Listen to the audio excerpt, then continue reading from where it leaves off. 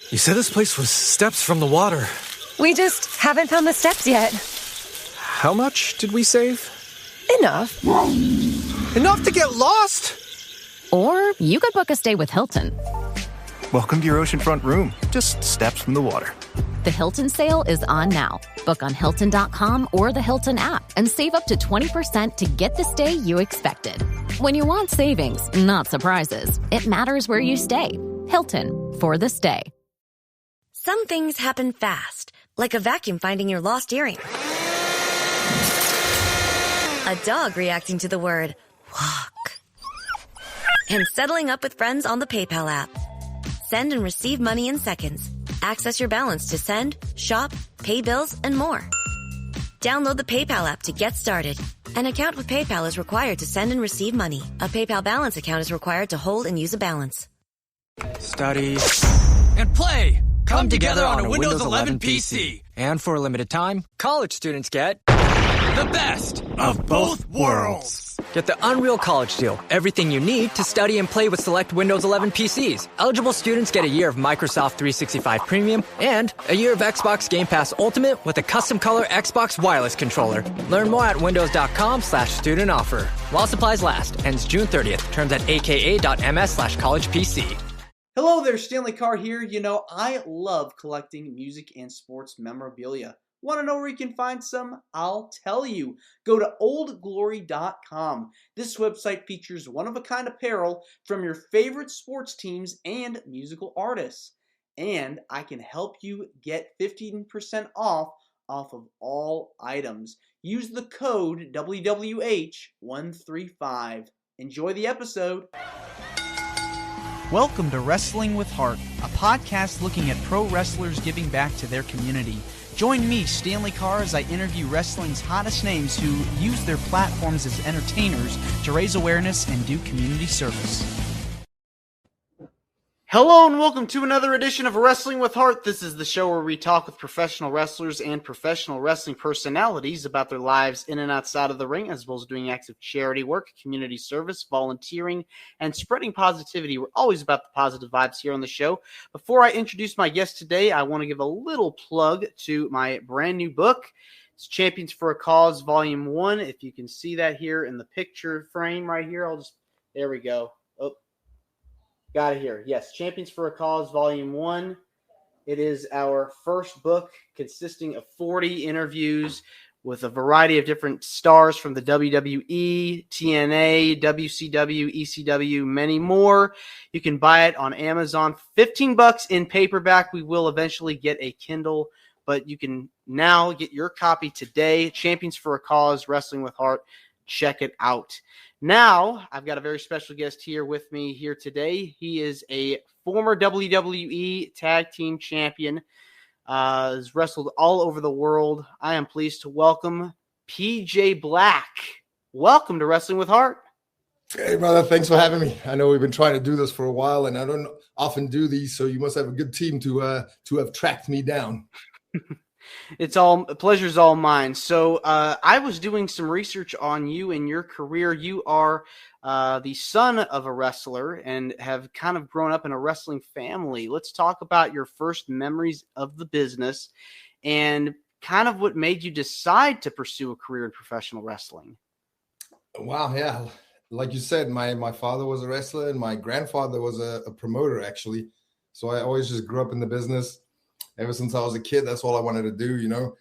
I think I decided very early in life that was what I wanted to do. I wanted to drop out of school because I knew I was going to be a wrestler. My dad was like, no, if you drop out of school, then you have to pay rent. So I was like, okay, I'll finish school. So I started like very early in high school. And in South Africa, you couldn't be a pro athlete if under the age of 18. So I had to, fake papers and I had to wrestle under a mask. Nobody knew it was me. I had this long wig on and it was a whole ordeal, but it was fun. I think my first memory, not my first memory, but what solidified that for me was I just turned 12 and I was at this wrestling show and they needed a referee. And I was so nervous. My dad's like, you watch this shit all the time. Like you can count to 3, you can count to 10, just get in there. And he just threw me in there and I refereed this match. And once you see how the magic is done, like close up, you're like, oh yeah, this is definitely what I'm going to do with my life. We all have to start somewhere. It's those little things that you work around different avenues, different pathways. And I think that's the cool thing about the wrestling business is you don't necessarily have to start out as a wrestler. You can referee, you can manage, you can ring announce, whatever it is, there's a place for you. And so I'd imagine getting to referee was pretty fun. Oh, yeah. And there was a lot of action happening. It was a pretty big match at that time. There was people gigging and like going through tables and stuff. It was very exciting. Well, at what age did you start training? Because you said like you had to work around like some stuff. Yeah, I mean, like my dad was a promoter, so he had a couple of wrestling schools, and we had 2 rings in our backyard. So I was always playing around with my friends and practicing moves on them. And years later, I didn't think about it at the time, but like all my friends were like, "Man, that's so cool to see on TV because you used to practice all those moves on us all the time when we were kids."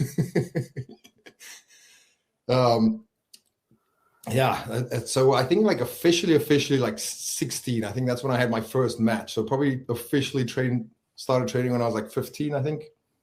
But I mean, I've always been rolling around the ring. There's actually a photo of me and another guy. We used to, his uncle was a wrestler, and we used to always go to the shows. And we just put our little Speedos on. I think we were like not even 8 at the time. And there's a photo of us floating around with a white little lucha masks and like running around during interval during the matches. And I think that's where we got hooked because people just like stopped and started cheering for us.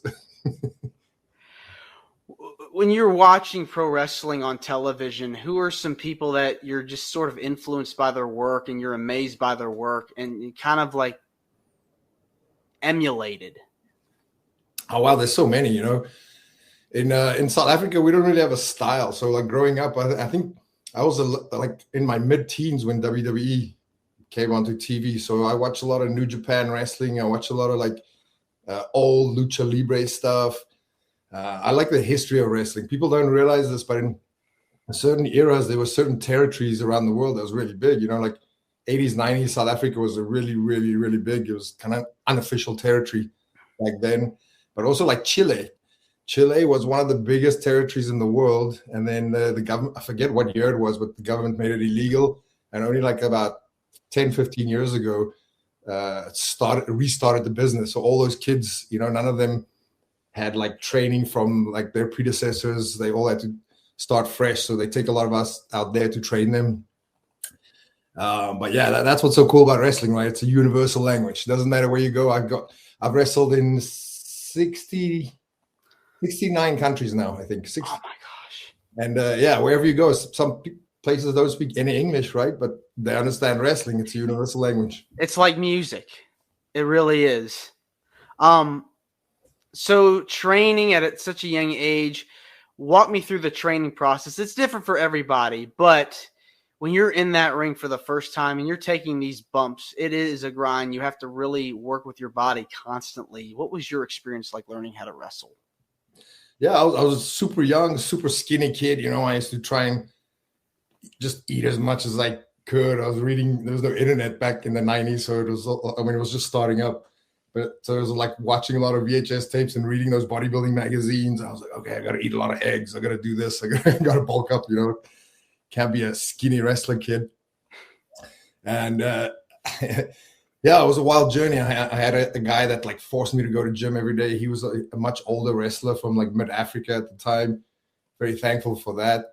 But, I always used to just play around in the ring, like, dude, because we had it in our backyard. So I would go, no phones or internet. So I would run upstairs, put the VHS tape in, like study the move, run down, and then try it out.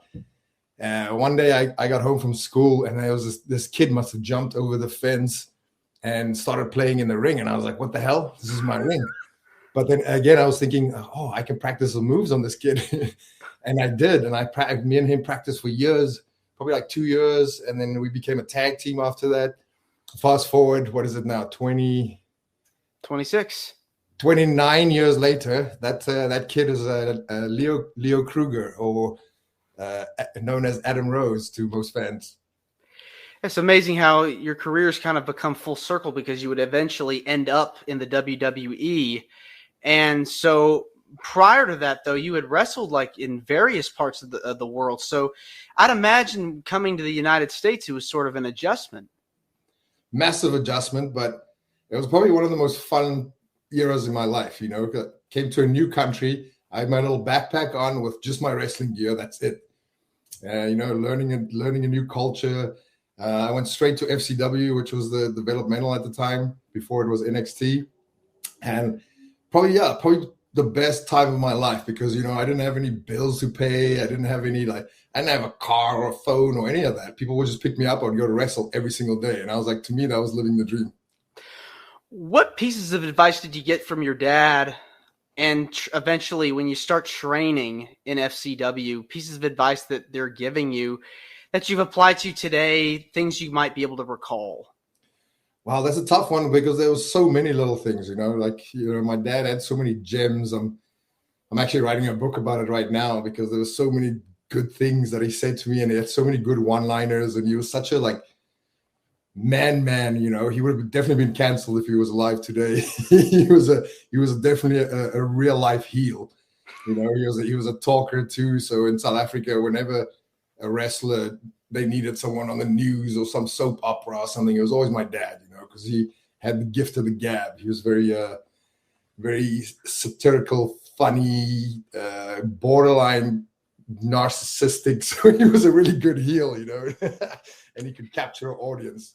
Those are the kinds of heels you just love to hate because it's like the crowd involvement. You see their face on screen, they get a reaction, and that goes for baby faces as well. The heroes.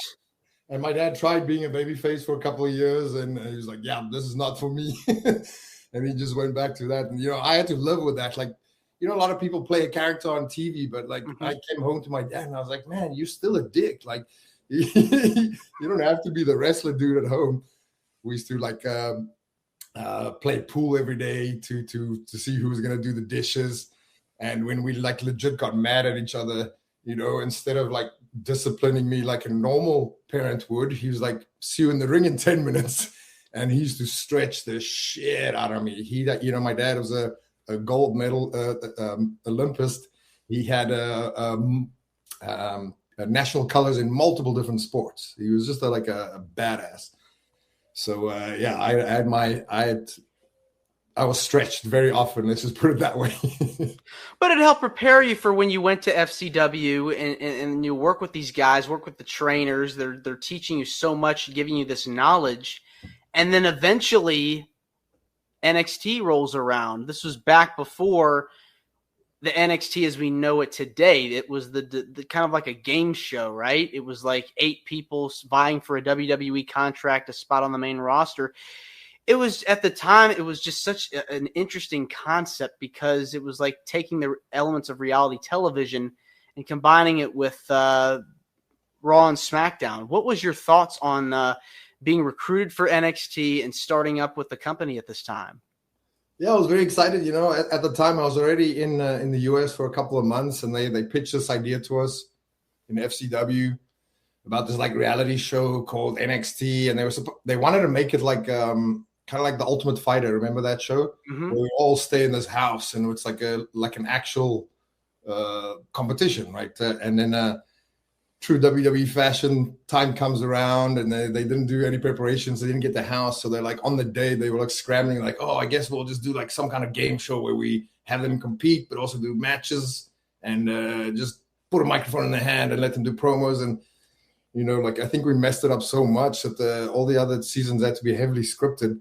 But it was fun. It was pretty cool to be in that position, because I think I was in developmental for only 6 months when those talks started.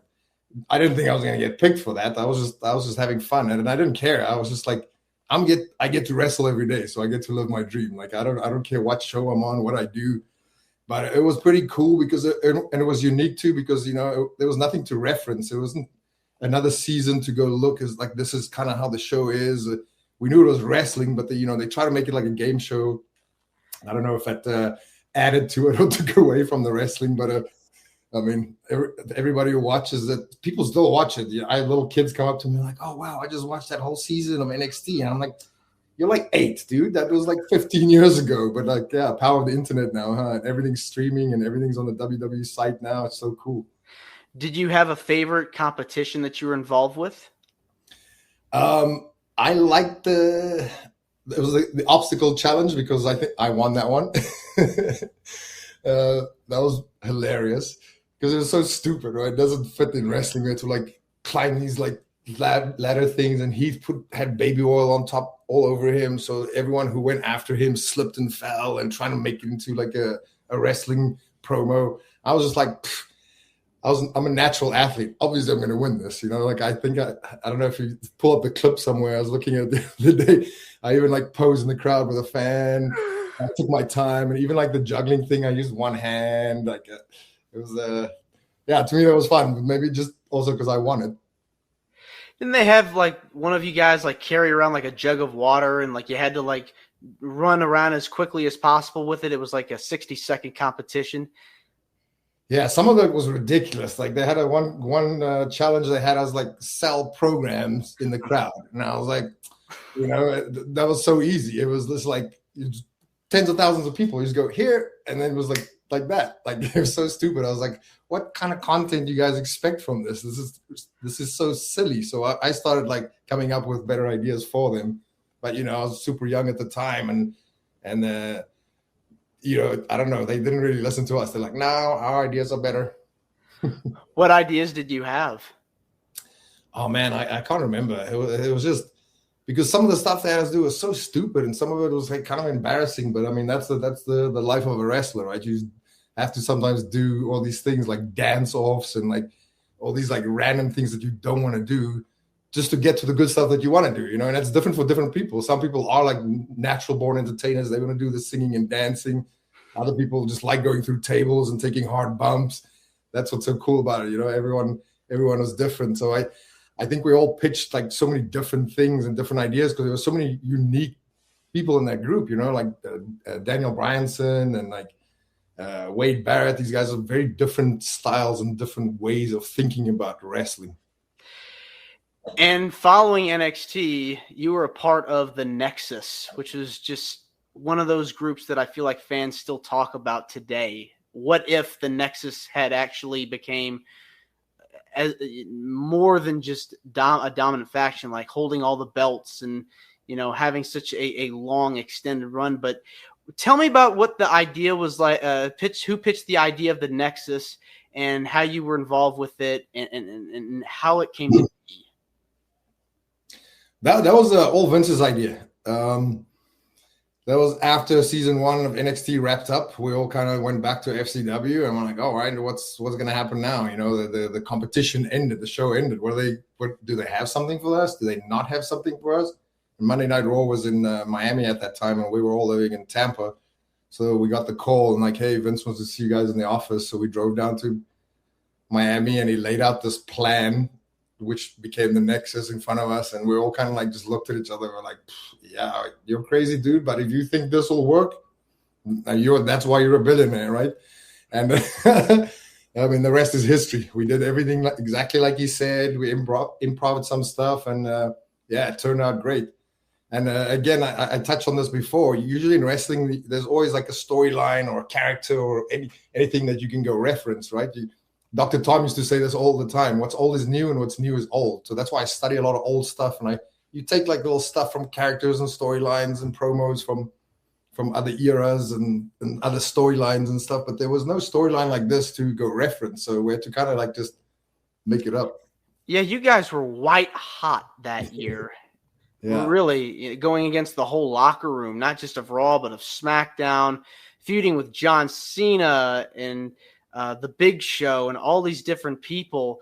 What was it like working with these guys, sharing the locker rooms, and just soaking all this in? Because you watch these guys on TV, now you're here, and you get this amazing opportunity.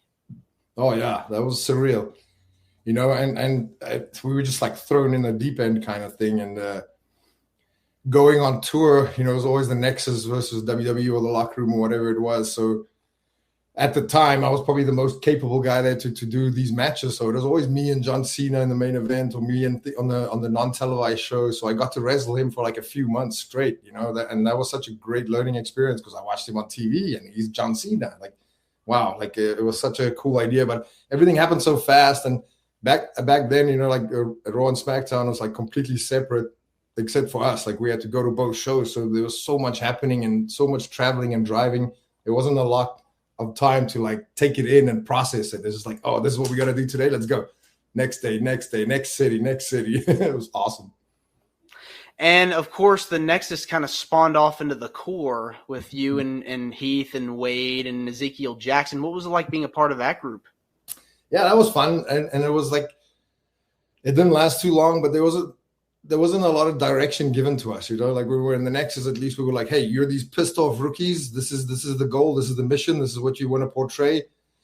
The core, we didn't get anything. They expected us to just make some stuff up or just kind of like be more, I don't know, like be yourself. I don't know, which they told us later. And if I had known that, it would have been very different. But it was still cool because, me and Heath were the tag champs and Heath won the IC title. So there's some cool pictures of that. We got some cool action figures out of it. It was a fun little mini run.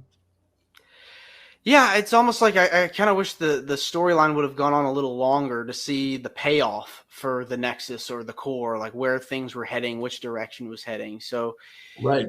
Yeah, I mean, the Nexus was like less than a year if you think about it, and we didn't even have a WrestleMania moment or anything. Core did, like me and Heath were champs, but like the match was so short, like an 8-man. Bonjour, compadre. It's the Priceline Negotiator. How do I negotiate so many great travel deals? My greatest gadget, the Priceline app. It's got hotel deals, flight deals, rental car deals, all of those deals in a bundle. Deals, game day deals, concert trip deals. No one deals more deals than Priceline.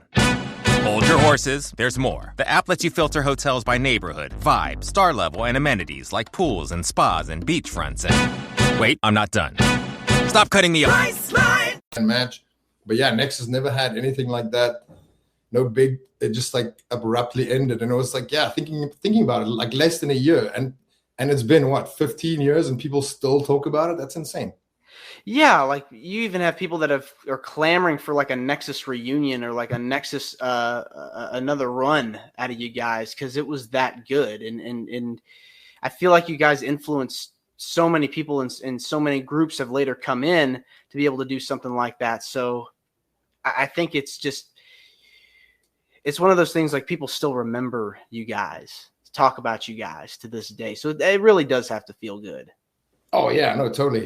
That's one of the first things that people always bring up. It was an interesting time, and it was an interesting time in wrestling too, because the wrestling evolves. Like, I mean, we're all wrestling fans the whole life, right? We get like the Attitude Era and like the whatever reality era and whatever these eras are, like the Hunter era, people call it now, whatever it is. So we were like in that transition too. So it was very interesting time. Who would you say have been some of your favorite opponents that you've gotten to wrestle over the years? Oh wow, just so many, like too many to mention. Like Rey Mysterio, AJ Styles, like John Morrison, Edge. I mean, AJ is someone I always look up to. I mean, although I probably started wrestling before him. When I went to college for 3 years, I didn't wrestle at all. I was actually trying to get out of wrestling, and I was in London, England, and I just randomly walked past this building and I heard bumping, like. It's a very familiar sound, right? And I was like, let me go in here. And I went in there. And as I walked in, it was AJ Styles versus Johnny Storm. And, I haven't watched wrestling for like 3 years. I was just trying to block it out. And I was like, whoa, this is what I've been missing. And I got back in the ring straight away the next day. And I was like, I told my teachers and everybody, I was like, hey, I'm going to probably be away for weekends now. Yeah, I think it's just so fascinating when you have two guys that like, have similar backgrounds and just similar size and everything like that. And it's amazing to see how the chemistry has worked so well. And two, you've got an incredible finisher, the 450 splash, which is sort of like a modified shooting star press, if you think about it. Talk to me about that move. What made you decide to make that kind of like your signature? Oh, wow. Let's see. When I was a kid, I was freaking crazy, doing all kinds of weird stuff. I used to I used to pull the trampoline next to the swimming pool and then jump from the roof and then just jump on the trampoline and do a couple of flips into the pool, or just do I would do moonsaults off it, and I did the shooting stars, and I did dragon corkscrews, which I, as I got older and a little bit bigger, it was a little bit harder to do. And I remember wrestling in England. I wrestled, I don't know if you can remember the name Paul Burchill. Mm-hmm. So it was like a week before he got signed. So they were billing him as this monster. He was just like squashing everybody. And it was like my first match in England. And, I was going over. So I was like, cool, I have to do something really cool. So at that time, I used to do this like springboard, what do they call it? Like a corkscrew 450 almost. And I was just so heavy at the time. I was so blown up and so bulked up. And I was like, I don't know if I can springboard right now. So I kind of just climbed up to the ropes and I did this picture perfect 450 that I don't think I've ever really done that, because I always try to do some extra twists and something fancy, to get people's attention at the time. And I just did this like perfect 450. And like when I got to the back, everyone was like, you should always do that. Like even the promoter of the show, he's like, dude, that's your move. Like that, you have to just keep doing that. Yeah, it's amazing to see like the how it works and how you're able to do that, like the gravities, and how, like the elevation, so to speak, when you're able to drop and do that. It's one of those things where it's like, oh my gosh, just jaw dropping. Thank you, man. Appreciate that. Yeah, it's crazy because I did it so many times, because I started doing it as a little kid. So like, it's crazy how good my accuracy is. I can hit anybody anywhere in the ring. Like people always go like, hey, where do you want me to set up? I'm like, wherever you are, I can get there. Wade Barrett actually tested out that theory once. We were wrestling through Europe, and every night we do the spot, we climb up to the top, and we exchange, and he falls down into place. And most guys will just kind of like take the shitty bump and like fall right there. And I was like, man, it's so close. It's harder when you're close because there's no give in the ring, and I have to jump up and then kind of like twist. So, and he was like, do you want me a little further? So I was like, yeah. So the next night he like did the little bump and took one roll over. Pretty good. I go, hey, you can go anywhere. You don't have to be so rigid and, like sell into position, make it natural. And then the third night he kind of bumped, rolled over, and then rolled over again. And I could see his eyes. Everyone, that to me is the funniest part, because people are like, like, oh man, this guy's about to jump on me, right? And they just have to stay there. Like their eyes too always just make me pop. And then I hit it perfectly, and I told him, you can go even further. And the fourth night, he was like, bump, 1, 2, 3, 4, all the way up until the other night. And then he was trying to be funny, so he rolled all the way to the other side, thinking I was going to climb down, run around, and then do it. And I was like, nope, I can hit it from here. Hit it perfectly. So he was like, all right, I get it now. I can literally be anywhere. So like night 6, 7, and 8, he would literally not even like fall in place. He would just like bump anywhere in the ring and stay there, because I can even like twist my body and still hit it perfectly. So many improvisations that you can do, like little things you can play around with, when you're starting to do all this stuff. So that's fascinating. Now, you said earlier you've wrestled in 69 different countries. Has there been a country that you haven't gone to yet that you hope to wrestle in the future? Brazil. I definitely want to go to Brazil. I see like there's some really good kids down there, and they have a really good promotion, and like they have a little TV deal, I think, or maybe they just stream it. But I've been seeing some really cool stuff. And I've been all over the world, all over Africa, Asia, North America. I've done all of Central America, but I've never really done South America. I've done Chile a couple of times, but yeah, Brazil definitely. And there's always these weird places that you never think of, and you get the call or the email, and you're like, hey, you want to come wrestle here? And I was like, wow, they have wrestling there? That was always fun, So there's a lot of places that is on my list that I want to go to. I got to wrestle 2 years ago. I got to wrestle like Jamaica and Barbados and like all these Caribbean islands, which was awesomely fun. We did Madagascar when I was a kid. Like I did like a lot of weird places that you'd never think of. And it's usually those places because you don't have high expectations. Like, he's like, is there wrestling in this country?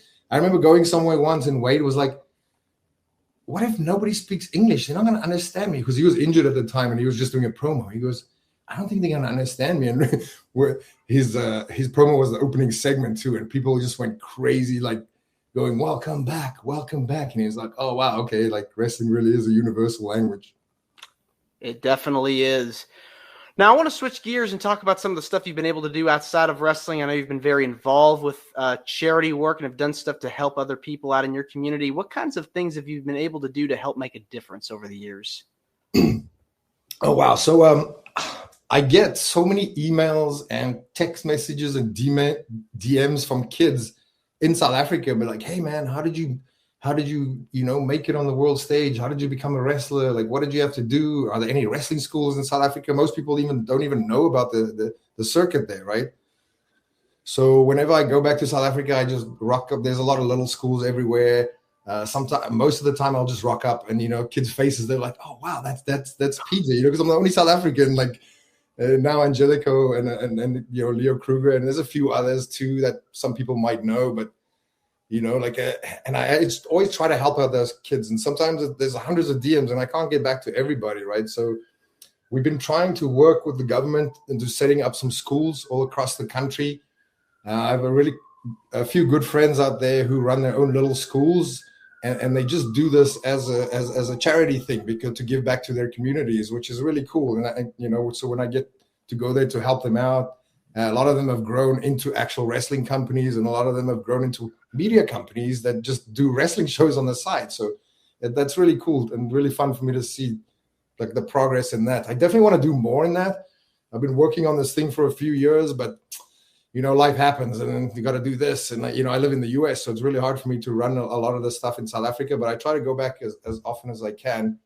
I definitely want to set up a bunch of wrestling schools there because kids ask me all the time. Like I literally have a copy and paste message on my email on my phone, which I just send them. I'm like, what area do you live in? This is the school. Here, this is the nearest school to you. This is the coach. Call him. Like, this is the number. That's so fascinating. Kids love wrestling, and they obviously, a lot of them want to aspire to be wrestlers, and many of them go on to be wrestlers. So having that kind of opportunity to have a school, something in their area, they're wherever they are, if they're in the U.S. or abroad or different countries, they want to have that access. They want to be able to have a place where they can go learn and they can train and they can live out their dream. So that's amazing that you're being able to do that. And the other thing is, in this day and time with the technology that we have, like we're doing all this right now, you could do business remotely. So if you wanted to teach remotely, have like a monitor or something in case you weren't able to be there in person, you could have virtual classes. Yeah, that's actually a good idea. And I think Chavo and a few guys tried that a little while ago. I'm not sure how it went, but yeah, that's definitely an opportunity. I mean, like you said, like, wow, like technology has come so far. Because, I mean, I started wrestling when we didn't have YouTube. Like, imagine if I was a 15-year-old kid and I can just go like Google all these things and watch all these YouTube shows. Like, imagine where I would have been. But like, maybe not. Maybe life would have gone the other way. Who knows? But it's time is moving so quickly, and times are changing, and we have to just adapt. And even with wrestling, like wrestling now is not what it was 10 years ago or 20 years ago or 30 years ago. I love studying history of wrestling. Like I earlier mentioned the Chile stuff. Like I had no idea that existed. That was so big. Like when I went there, the promoter gave me a book like this thick from like the 20s. It was all like black and white. And I was like, wow, like sold out arenas, like 20, 30, 40,000 people. Like who would have thought, like there was no TV back in the day like that or anything. No. And so it's going to keep going. So an idea that you might not have thought about today, you might have this idea like 5 years down the road and be like, oh, I didn't think of this. I'm going to implement this now and try it because of everything constantly changing around us. So that's really a good thing that you're able to do this and have this going. Are there any particular charities or causes that you're very passionate about? Wow, there's so many, and there's so many that I've worked over the last few years, but especially in South Africa, there's a lot of like underprivileged communities, and we do a lot of shows there. And those kids don't have resources, so like we try to help them out as much as possible. We set up like little wrestling rings for them, and we do like little shows and little free seminars for them, and it's really cool for them. Like recently, I don't really keep in touch with those guys anymore, but I don't know if you've seen that stuff that went viral in somewhere in mid-Africa, in West Africa, and we ended up donating a ring to them. I mean, Cody got all the credit for that because he did pay for it. But, there's tons of little communities like that all over Africa that that inspired wrestlers, but they don't have access to rings or like gym equipment and stuff like that. So we like helping out like that, like spreading it, because everybody, think about it, like every kid's a backyard wrestler. Like when you see these clips on everywhere you go, and it's the same all over the world. Like I go into DRC in Congo. Actually, I did a wrestling tour there right before I got signed to WWE. In the middle of the jungle, not even like dirt roads. Every little kid that saw me at the time, this was 2005, every kid who saw me knew I was a wrestler, and they would do this to me. I was like, see, wrestling's a universal language, like, and they were all so excited. And like, fast forward like 10, 20 years later, now those kids have rings to play in with, because they were just like backyard wrestling each other. Now they have actual equipment, and they can be safe, and they have crash pads to practice stuff on. So it's kind of cool. Yeah, to have that equipment available, and then they'll have the resources to be able to have schools, have training sessions, and it'll continue to grow. So you'll see that prosper over time. Oh yeah, and that's fun for me, because I'm a lot older now, so it's hard for me to wrestle full time. So, but I like to give back. I love wrestling. I love teaching and seeing the joy on these kids' faces when you teach them, or even just when you rock up. Like I would. Usually, like I said earlier, I wouldn't even like announce that I was going to be at a school. I would just do like an impromptu seminar, and like these kids, like they get so happy, and it reminds me of me when I was that age. Like I would have been so excited if a wrestler came to my school and I was like an actual wrestler that's on TV and teach me these things. Yeah, it's one of those things where it's like, oh my gosh, I get so starstruck whenever I hear like, oh, PJ Black's coming to my school. I'm there, I'm going, and I'm going to do my best to make sure I learn as much as I can and work hard at this. So, yeah, I wish you all the best with that, and hope you're able to still continue to work in that capacity, give back, and who knows, you could take this program anywhere that needs assistance, like other countries too. Exactly, and I actually have been the last like maybe 3 or 4 years. I only take bookings where I don't wrestle. I don't take every booking because I just don't have enough time, and my body like hurts all the time as we get older. But I take bookings. Like I go to Australia like once a year. Like I did that Chile 2 years in a row. I've been doing France, south of France too, which is cool because like Saint-Tropez. Then like the last 4 years in a row. So it's cool because I usually, it's a long way to travel. So I'll teach a couple of seminars, do the show, and like, just rock up randomly at some schools. Some schools are like advertised, and it's fun. It's like a different journey. I'm still on the road kind of, but I'm doing my own thing, which is awesome. Favorite country to wrestle in? Oh, that's a tough one. There's so many. I remember in WWE, we used to do these tours to Europe twice a year for like 18 days, 18 cities, straight 5 countries. And I always looked forward to Belgium for some reason. Fans were always crazy. They was always sold out within an hour. The wrestling arena looked like Gotham City because you drive down the back with the bus and it's like these glow in the dark paint. It gives you that energy where you get excited and people that adrenaline. Yeah, exactly. That's why we do this. And then there's so many different places. Obviously, I'm biased. I love wrestling in my own hometown.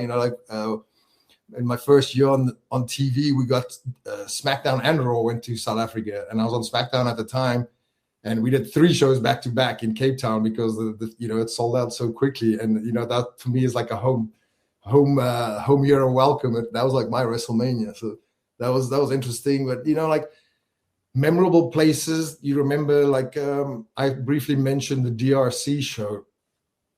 I'm gonna have to put this in a book one day. I can write a whole book on just this weekend, but incredible, right?